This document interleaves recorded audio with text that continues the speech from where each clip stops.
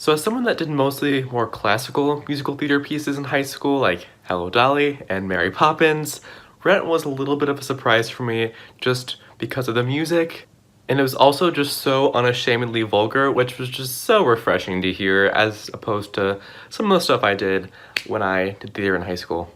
And I really understand how it definitely appealed to audiences at the time that had the idea of the HIV/AIDS epidemic right in their minds. It continues to be one of my mom's very favorite musicals, as she actually saw it when it was on Broadway back in the 90s.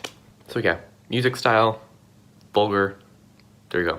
So one value that I saw was represented was that of life. You know, of course, Rent is steeped in the context of the HIV/AIDS crisis in urban life, namely at the end of the 80s and early 90s.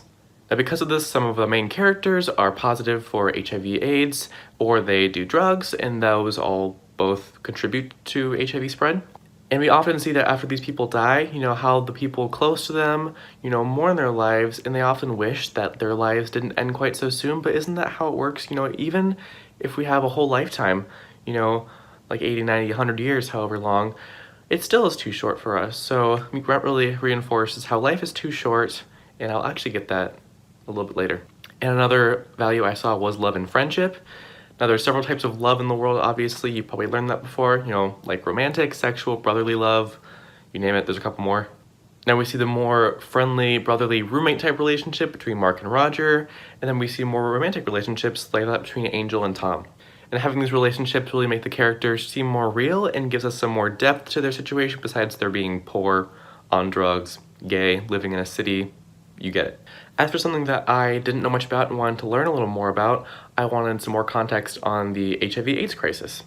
And HIV/AIDS is spread through sexual contact, mostly between two men, and it can also be picked up from injection drug use and can be spread from mother to child during pregnancy. Now, 80% of diagnoses happen in cities, which is kind of fitting for the setting of Rent, more urban. And also relevant to the plot of Rent is that the survival rate for HIV/AIDS is lower for minorities. Now, of course, today HIV and AIDS still exist, and they did, you know, earlier before Rent is set to, but the crisis did peak in 1995, which is just a year before Rent premiered on Broadway. But thanks to the development of technology and medicine, the effects are lessened and the spread has slowed quite a bit. Now, this gives us more insight into the time period that the play takes place in, as well as the situation of the characters, especially those that are carriers for HIV and AIDS. Now, I think I picked the same issue of diversity for the Laramie Project, but I am going to talk about sexuality today as well. Now, in Rent, we see a whole slew of characters that identify somewhere along the queer spectrum, and not only that, we also get a glimpse into what their everyday lives are like. Now, there are a lot of stereotypes about gay people, and some of them are actually reinforced by Rent, like how every relationship has a man and a woman, but Rent also paints these people as people instead of just sexualities. You know, they're given personalities, they're given nuance, they're given backstories. They appeal a little more real to us because they actually have some more context instead of just being a personality type. So I'm sure a lot of us picked the same song to analyze, but I really wanted to pick Seasons of Love. Now, 525,600 minutes is how many minutes there are in a year.